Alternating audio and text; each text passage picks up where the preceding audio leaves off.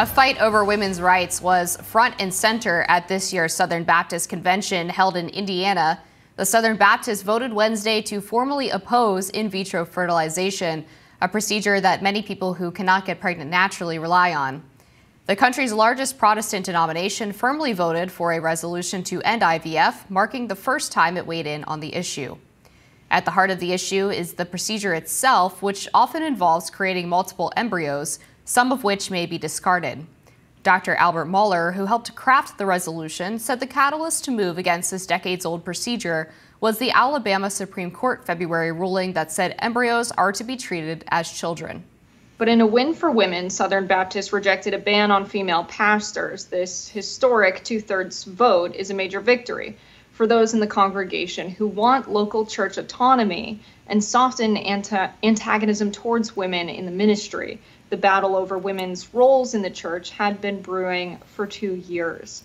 So, Amber, very curious to get your opinion on this as a woman who is active in church. What do you make of this? Yeah, so I mean, obviously I'm not Baptist, I'm Catholic, but I think I can speak a little bit to what was going on here. I've met Dr. Mohler, who brought forward this IVF proposal, but I guess let's start with the female pastors, because the church actually did not say that they were explicitly allowing female pastors, but the reason multiple members of the SBC voted against this particular proposal is that they say that there were already mechanisms in place for them to be able to oust churches that did have female pastors. So they basically viewed it as repetitive. The Southern Baptist Church has multiple times in the past couple of years said that churches who have female pastors are no longer in I think they refer to it as friendly communion with the SBC. So there was a California mega church called Saddleback that was removed last year or the year prior.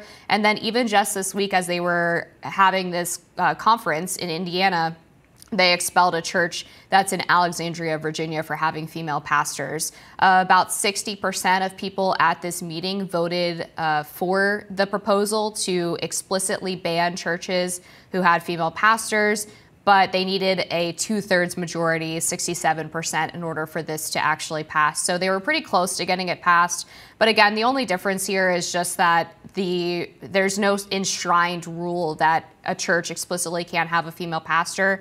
It's just that they would have to go through whatever process already exists for removing a church that had one.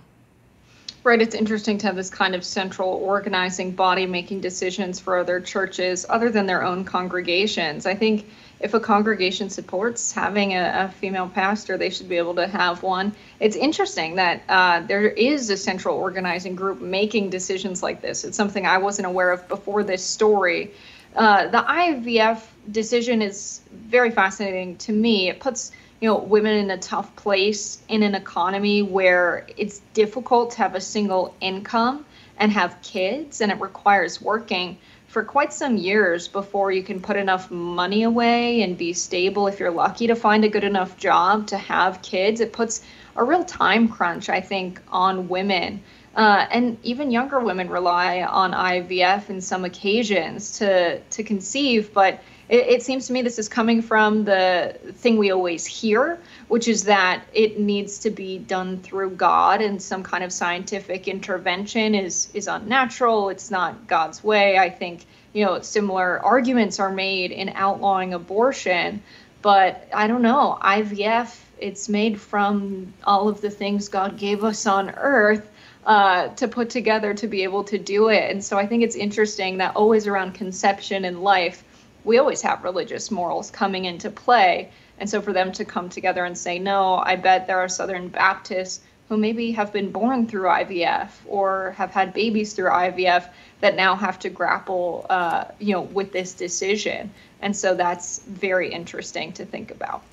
Yeah, so let's start with the central governing body of the SBC. Obviously, there's a similar hierarchy within the Catholic Church, which is significantly larger. But I think it's actually quite a useful thing to have for a church, because if you're someone who considers yourself a Southern Baptist, you want to be able to go to any church that is underneath that umbrella, and know that you have a consistent standard in terms of the theology that you're getting when you go there. Or let's say you move across the country and you see that there's a Southern Baptist church and you go there and it's really different from the church that you grew up in. There's a real benefit to having a consistent standard across a church. And in Protestantism in particular, there are a lot of different factions and sects of the Protestant religion. And so if churches don't want to abide by whatever the SBC's Central Committee decides, they can certainly break off from the SBC and potentially join another denomination or just be an independent church. And that's what we've seen these churches who have been kicked out of the SBC for having female pastors do. On the theology behind the opposition to female pastors as well as IVF, which we got into a little bit there. There is biblical support for there not being female pastors. I would encourage people to look at Timothy, but also just the example of Jesus. All of his apostles were men. In the Catholic faith, we believe that priests are actually basically acting on behalf of Jesus when they do communion or when they do confession. And so it matters that Jesus was a male and that the priests are male. But if you want to learn more about, again, the underlying theology there, I would definitely recommend the Ascension podcast by Father Mike Schmitz, who breaks down a lot of theological questions in a very layperson way. On IVF, you're right to point out that people have a problem with procreation being separated from sex. The basic theology there is that sex was created for marriage, and the marital act is both unitive and procreative, which means it has a dual purpose of bringing a couple closer together in their marriage and also being open to life. And so if you separate either one of those purposes away from the marital act, whether you're doing the procreative part without the unitive part or the unitive part without the procreative part, then you run into some moral quandaries there. But even on just the life side of things, in terms of the SBC obviously being pro-life, IVF does often result in embryos being discarded or kept frozen for long periods of time. And so just from a pro-life standpoint, separate from the theological issue, that would be another reason why people might oppose IVF. Yeah, it's interesting living in a country with the freedom of religion, how many different denominations we have and how strong the church can be and how much money they can collect when they're not paying taxes. It's just amazing. They become so powerful. It's like fast food chains. You have the same Taco Bell in every city and the same SBC. You know what you're going to get, the same Jesus teachings preached to you by a man. It's all very fascinating to me as someone who has not been a regular churchgoer, but has experimented and checked it out and seen what I like in different places. And I think that's the cool part of freedom of religion, is you have the freedom to choose your religion and the freedom to leave your religion and, see what's out there and see what fits your morals. And so I think if there are people that are members of the SBC that, they feel that some of the decisions don't add up, I think it's beautiful we live in a country where, your religion is not forced upon you and you can go to a different church. So I hope if there are women that would like to see women in the ministry, they're happy about, having the option to stick with their denomination and go to a church that's led by a female pastor.